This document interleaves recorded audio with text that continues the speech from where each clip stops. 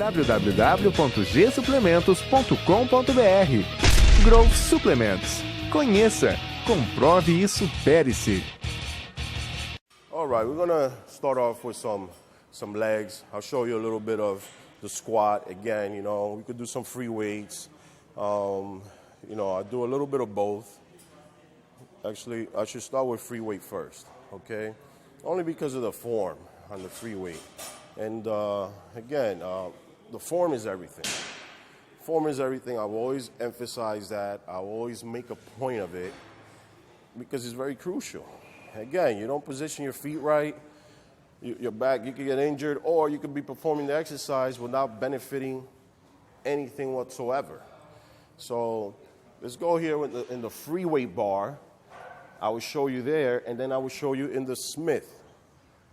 Two different machines. Of course, this is free weight. This is a machine. The difference is, on this one, you have to have a lot more concentration. Why? Because now you have the bar behind you. At the same time, you have to keep the balance. And after the balance, you have to perform the exercise.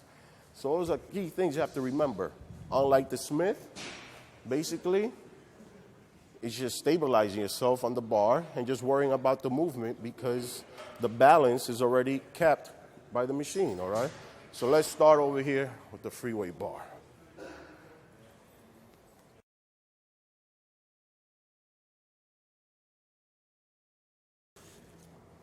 Some people like this, they're a little sensitive. They don't want the little, I don't need that,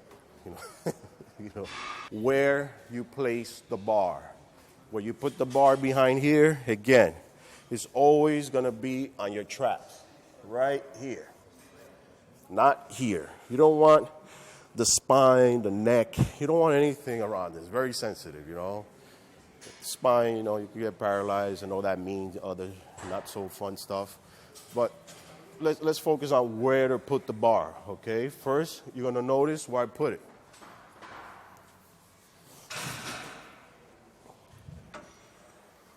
Right on the trap. Okay?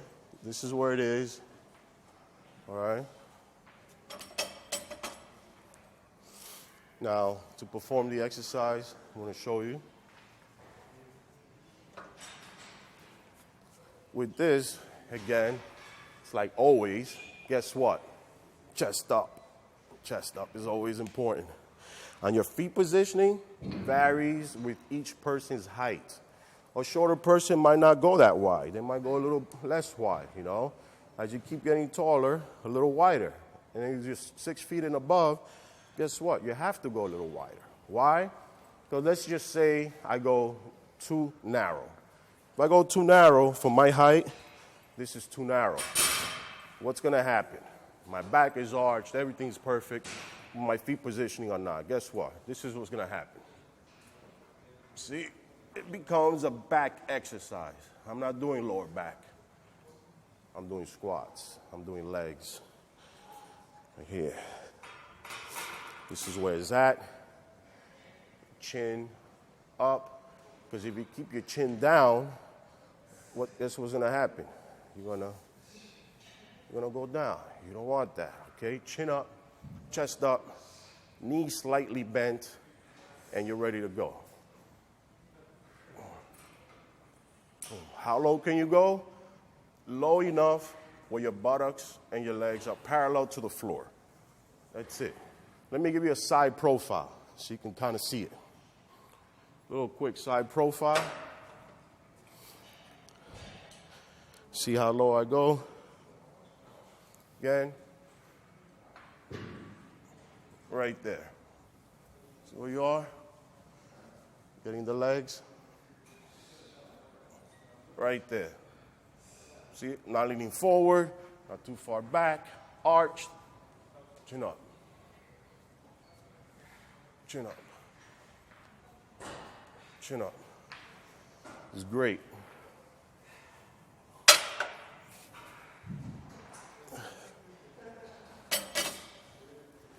That's the squat. See, that's the squat right there. He knows what he's doing. Now, I'm going to show you on the Smith. On the Smith, again, slightly different. One of the things is You don't have to keep balance. You can place your feet a little bit closer, and it will help your sweep, where the squat, of course, is going to help your sweep and your teardrop. But right here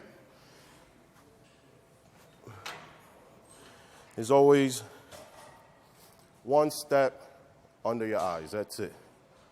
One step. One step. Yeah, that's it. When you go down, basically, it's your back arches were low enough.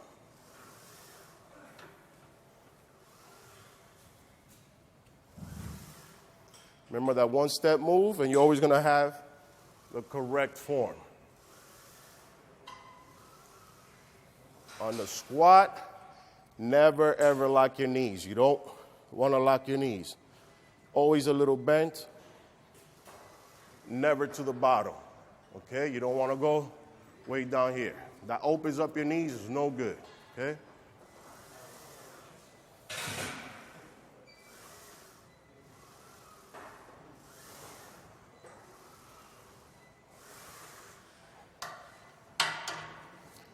Okay, that was for the squat. Again, loading weight and everything else is very important. Of course, if you want to increase the muscle mass, want to get it thicker, great. It works your quads, it works your glutes.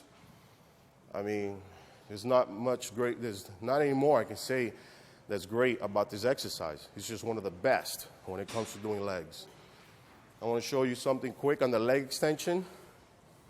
Not the leg extension itself, only because it's easy. Anybody can do it.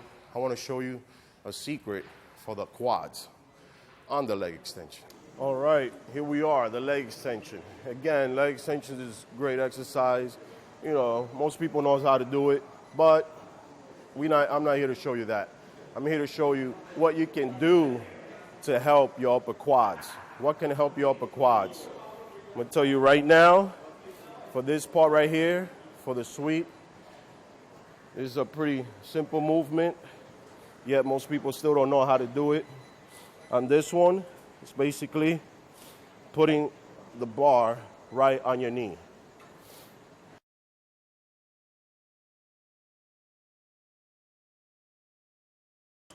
Why is this great? Because this actually helps your upper quads and your abdominal area, okay?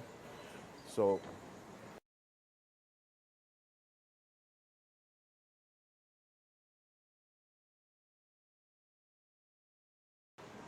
simple movement, do it.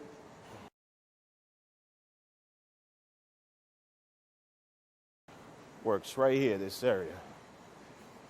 And it's for the quads. Very short movement, but effective movements. And usually, some people have a problem acquiring this upper area.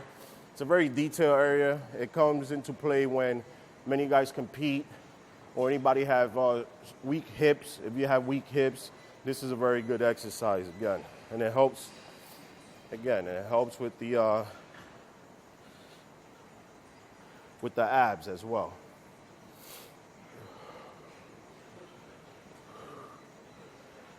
It's right here. This muscle right here. Yeah, I learned this from Mr. Munoz. It's a great exercise. Again, and it helps. You can do this in between your basic leg extensions. Mind you, when you're doing leg extensions,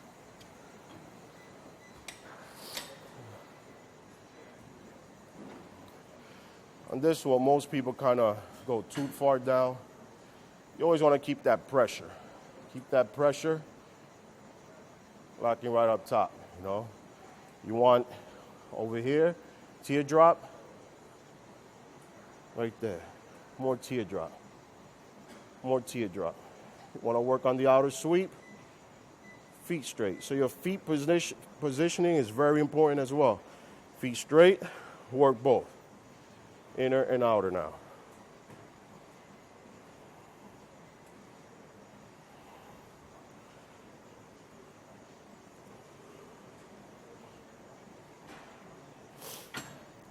All right. So as for the quads, now we're gonna move on to some hamstring movements. Hamstrings are great. It completes the entire leg area. It's awesome. I love them. But most people still hate them because they can't see them. You get an annoying pump. It's very annoying. Even to this day, I find it annoying, but it's a lot of fun exercises to do for hamstrings. I'll show you my favorite. Okay, right now I'm going to show you a hamstring exercise. This one is the single hamstrings leg curl. Single is good, it's actually great, only because many times when you're doing double hamstrings, one of them usually helps the other. But this one actually gives you the opportunity to have that weaker one get its strength back. And with this one, I would have to say it's kind of comparison to a concentration curl. You notice that concentration, you really bring the weight down and you squeeze, and you kind of go down and you squeeze. Well, it's the same idea over here. And again, this is a great exercise, and anybody can do it. Women, you want to get that shape. I'll show you three different positions that'll hit three different areas of the hamstrings. It's not as just simple as a leg curl. I'll show you.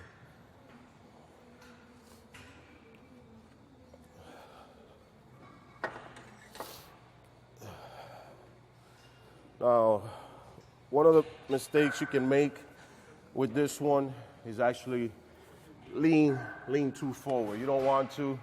You want to try and keep your back almost straight up, This is a simple way. This is the one where your feet are straight. Your feet are straight. You're going to get the hamstrings. You're going to go straight up. You want to go all the way to the top. When you do it, you don't want to, this is not hamstrings. Hamstrings, right here to the top, and get that negative.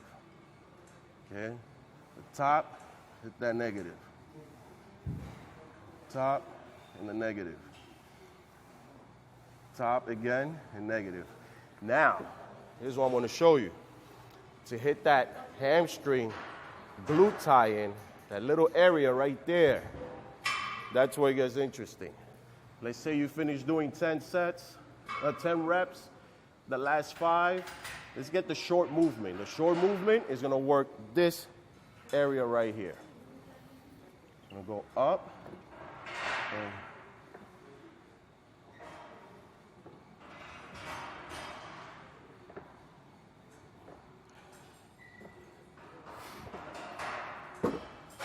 again, that was for the full hamstrings, the attachment right here. Now, some people have a problem with getting hamstrings down here, right at the bottom. Guess what? Foot positioning. You notice my feet were straight on this one. Well, to hit this inner area, come through the back. Yeah.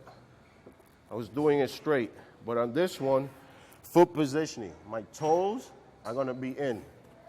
Notice my toes are in. By my toes being in, it will hit the inner area.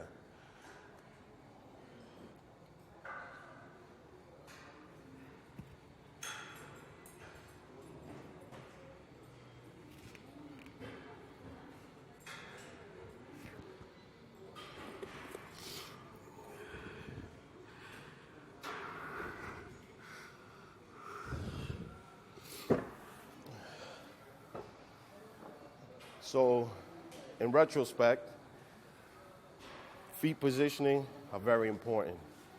If you don't place them the right way, whether it be on the squat rack, whether it be, doing leg curls or anything of the sorts, again, they will definitely shape up your hamstrings in more ways than one. Yes, it is one big muscle, created by different strands of muscle, with a couple of different names there, but in reality, hamstring as a whole, you have to really put your mind to it and concentrate. I'm going to show you one more for the hamstrings. This one is great. Most people do it without even knowing it, but I'm going to show you that this one's going to be a very important one, again, because it works on stretching your hamstrings, and I'll combine that with the stiff legs. When most people get on the leg press, of course, you know, they want to work the quads. You know, you want to work the quads. Mind you, for leg press, for your quads, your legs want to be parallel to the bar. You always got to remember that. For the quads, your legs are parallel to the bar. So let's say I'm doing leg press. I push off. It's kind of parallel. It goes parallel to the bar. Now, if I go up too high, let's say here, see the bar goes that way, my legs go that way. Am I doing quads? Yes, but indirectly. It's not for the full movement, but from here, I can work my hamstrings. And this is, I go this low. You don't have to go any lower. I'm already freeing my hamstrings and high.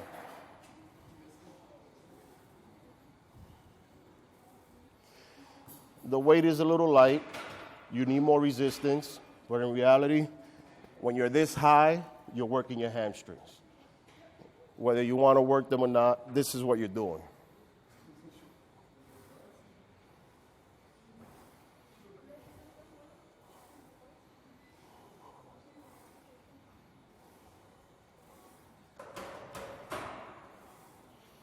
Now, if you were doing quads again, feet lower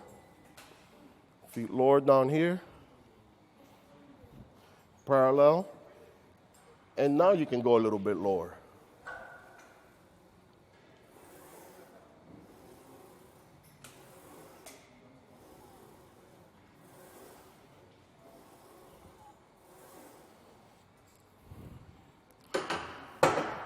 Big difference.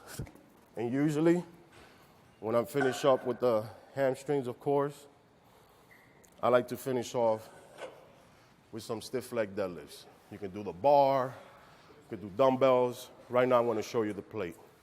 Stiff leg deadlifts, basically, as you go down, your legs go back. That's how you ultimately do it. Back. Back. Most people say, I don't feel stiff-legged deadlifts. Why? Because they go straight down. They go down, you can stretch. You can stretch it all the way down. See? It's easy. But it's not the way to do it. Stiff-legged deadlifts is pushing your legs back as the same way as you go down.